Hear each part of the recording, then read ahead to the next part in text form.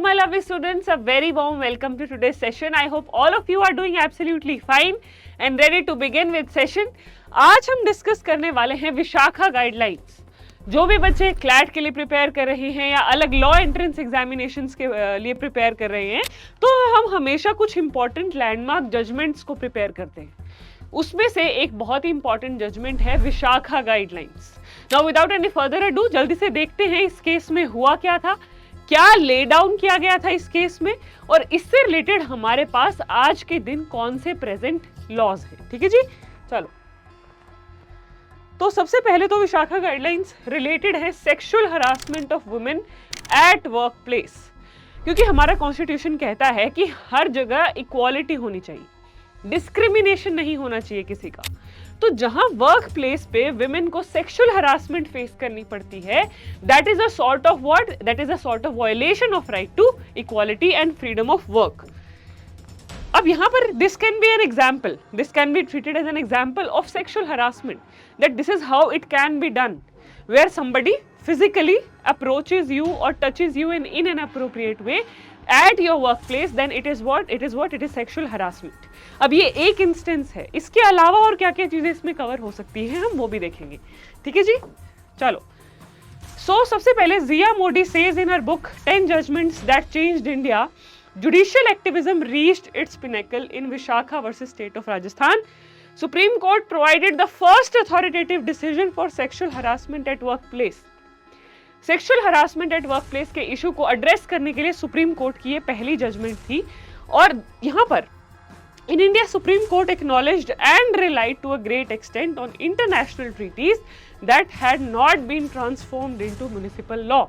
कि इंडिया जो है इस जजमेंट से पहले बहुत सारी ऐसी इंटरनेशनल ट्रीटीज का हिस्सा था जहां पर यह लिखा गया था कि विमेन को वर्क प्लेस पर भी प्रोटेक्शन मिलनी चाहिए, कोई डिस्क्रिमिनेशन नहीं होना चाहिए, सेक्सुअल हरासमेंट नहीं होना चाहिए. इन सबको रिकॉग्नाइज किया सुप्रीम कोर्ट ने इस जजमेंट में, and it confronted with a statutory vacuum. It went creative and proposed the route of judicial legislation. Statutory vacuum का मतलब यहाँ पर क्या है, इस जजमेंट से पहले sexual harassment of women at work place से डील करने के लिए देश में कोई कानून ही नहीं था. तो यहाँ पर उन्होंने गाइडलाइंस इशू की, फिर जिससे रिलेटेड हमारे देश में आज हमारे पास है prevention of sexual harassment eight women at work place, जो कि 2013 में एस्टैब्लिश हो गया था और उसकी वर्किंग भी शुरू हो चुकी है, जिसके बारे में भी आज हम डिस्कस करने वाले हैं. हाँ जी, सो व्हाट हैपेंड, इस केस के फैक्ट्स देख लेते हैं पहले. भंवरी देवी, who was a social worker in Rajasthan, was brutally gang raped by a number of upper class men and she had tried to stop a child marriage. तो वो एक social worker थी भंवरी देवी, और वो कहीं पर चाइल्ड मैरिज रुकवाने के लिए जा रही थी. वहां पर उस फैमिली मेंबर्स ने, मेल मेंबर्स ने उनका गैंग रेप किया. ये इंसिडेंट हुआ 1992 में. भंवरी देवी was determined to get justice, so she lodged a case against the offenders. वो हाई कास्ट, हाई सोसाइटी के लोग थे, बट फिर भी उन्होंने उनके खिलाफ एक केस फाइल किया. However, the accused were acquitted by trial court. Several inspired women's group and NGOs filed a PIL in the Supreme Court under the collective platform of Vishakha asking. Vishakha क्या है, एक NGO. इस NGO के under फिर PIL file की गई कि भाई ये तो गलत है, विमेन का वर्क प्लेस पे सेक्सुअल हरासमेंट होगा तो फिर एक तरीके से उनका राइट टू इक्वालिटी जो है वो वायलेट हो रहा है. ठीक है जी. फिर उसके बाद क्या हुआ, this resulted in Supreme Court judgment which came on 13th August 1997 and gave the Vishakha guidelines. फिर हमें यहाँ पर क्या मिल गई, हमारी 1997 में Vishakha guidelines which deal with controlling or prohibiting any kind of sexual harassment of women at workplace. The judgment of August 1997 provided the basic definition of sexual harassment at workplace.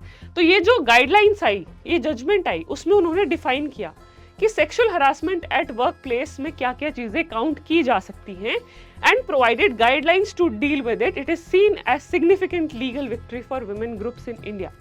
तो एक तरीके से यहाँ पर विमेन के राइट्स को emphasise किया गया और उनको और स्ट्रेंथन किया गया. फिर ऐसे ही अगर हम आगे बात करें, कौन कौन से केसेस में हम कह सकते हैं सेक्सुअल हरासमेंट हुआ है.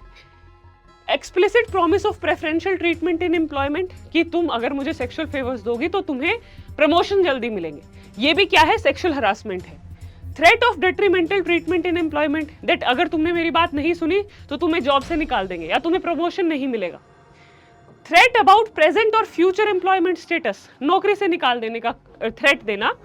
इंटरफेरेंस विद वर्क और क्रिएटिंग एन इंटिमिडेटिंग और होस्टाइल एनवायरनमेंट, इंटिमिडेटिंग मतलब डरा धमका कर, या तो तुम ऐसी मेरी बात मानो नहीं तो तुम्हें ऐसी इंजरी हो सकती है, ऐसा एनवायरनमेंट क्रिएट करना। Humiliating treatment likely to affect health और सेफ्टी, ये सभी एक तरीके से सेक्सुअल हरासमेंट के इंस्टेंसेस हैं। इसके अलावा इंडियन लॉ की अगर हम बात करें, हमारा कॉन्स्टिट्यूशन भी वुमेन राइट्स को प्रोटेक्ट करने की बात करता है। फिर हमारे पास है sexual harassment of women at workplace prevention prohibition and redressal act of 2013, जिसको हम पॉश एक्ट भी कहते हैं। पॉश एक्ट है prevention of sexual harassment of women at workplace, जो 2013 में आया, जिसमें कुछ गाइडलाइंस लिखी गई हैं, बल्कि जो सुप्रीम कोर्ट की विशाखा वाली गाइडलाइंस थी एक तरीके से उनको अप्लाई किया है। ठीक है, वो भी अभी हम देखेंगे। फिर हमारे पास Vishakha versus state of Rajasthan का केस है, और इंडियन पीनल कोड में भी सेक्सुअल हरासमेंट को पनिश किया गया है। ठीक है जी। अब इंडियन पीनल कोड में देखें तो सेक्शन 509 है जो आईपीसी का, अब ये सेक्शन चेंज हो गया है। Word gesture act intended to insult the modesty of women, किसी के शब्द, जेस्चर या कोई एक्ट जिससे एक औरत की मोडेस्टी, उसकी रिस्पेक्ट अफेक्ट हो रही है, उसकी डिग्निटी अफेक्ट हो रही है, उसको हम सेक्सुअल हरासमेंट कहेंगे। अब यहाँ पर पनिशमेंट देखें हम तो 3 साल की पनिशमेंट, जेल भेजा जा सकता है 3 साल के लिए, और फाइन भी लगाया जा सकता है। और ये कॉग्निजेबल ऑफेंस है, यानी कि अगर किसी फीमेल ने सेक्सुअल हरासमेंट की कंप्लेंट फाइल की है without any warrant, that person can be arrested because it is a cognizable offence. Alright, then amendment की गई 354A हमारे इंडियन पिनल कोड में ऐड किया गया, जो कहता है sexual harassment and punishment for sexual harassment. ये 354A में सेक्सुअल हरासमेंट को डिफाइन किया गया और उसकी पनिशमेंट को भी स्पेसिफिकली और सीवियर कर दिया गया। अब आईसीसी क्या है बेटा, जो हमारा पॉश एक्ट है, prevention of sexual harassment act है, उसमें लिखा गया है कि हर प्राइवेट कंपनी में एक इंटरनल कंप्लेंट्स कमिटी बनेगी। आईसीसी क्या है, इंटरनल कंप्लेंट्स कमिटी, जहां कोई भी फीमेल अगर वो सेक्सुअल हरासमेंट फेस करती है तो यहां पर वो कंप्लेंट फाइल कर सकती है और उसकी सारी डिटेल्स को कॉन्फिडेंशियल रखा जाएगा। The employee who had a fundamental right to a workplace of sexual harassment had complained about sexual harassment. According to court, had the organization complied with Vishakha guidelines, set up a complaints committee, the preventive benefit would have been threefold. कि एक तो women employees के लिए safe environment provide करना, sent a clear message to workplace that such complaints would be inquired into by specially designated committee, एक proper committee होगी जिसकी head हमेशा एक female होती है। Prevented a series of litigation that followed. Then, hence, Madras High Court awarded rupees 1.68 crore in damages to an employee for non-constitution of complaint committee by employer. एक instance है ये, Madras high court ने, एक private company ने internal complaints committee बनाई नहीं थी, guidelines को फॉलो नहीं किया था, तो मद्रास हाई कोर्ट ने कितना फाइन लगाया उन पर, 1.68 करोड़ का। ठीक है। देन मिस्टर जी वर्सेस ISG नोवासॉफ्ट टेक्नोलॉजीज में Madras high court order dated 2 सितंबर 2014, यानी कि ये वाला जो जजमेंट है इसकी हम यहाँ पर बात कर रहे हैं। ठीक है जी। चलो, तो ये कुछ इंपॉर्टेंट चीजें हो गई। आईसीसी एक्ट, आईसीसी हो गया जिसमें इंटरनल कंप्लेंट कमिटी बनेगी, और मोस्ट इंपॉर्टेंटली अगर कोई फीमेल कहीं पर भी आईसीसी में कोई कंप्लेंट फाइल कराती है उसकी पूरी डिटेल्स को कॉन्फिडेंशियल रखा जाएगा। अगर कोई भी इन डिटेल को लीक करता है उस व्यक्ति को पनिश भी किया जा सकता है। देखो, हमारे देश में कोई भी इशू होता है उससे रिलेटेड कानून तो बन जाता है, बट उसकी एप्लीकेशन कितनी है। आज भी हमारे देश में बहुत सारी फीमेल सेक्सुअल हरासमेंट फेस करती हैं at work place. Even though POSH Act एक अच्छा beneficial legislation है which will help in protecting the women rights, but what needs to be done broadly, we need to change the mindset. जब तक mindset में change नहीं होगा तब तक ये चीजें ठीक नहीं हो पाएंगी, और वो कैसे होगा? With education. With education only we can achieve these goals. We can actually get equality among men and women. So that is all about today's session. I hope you all enjoyed this session.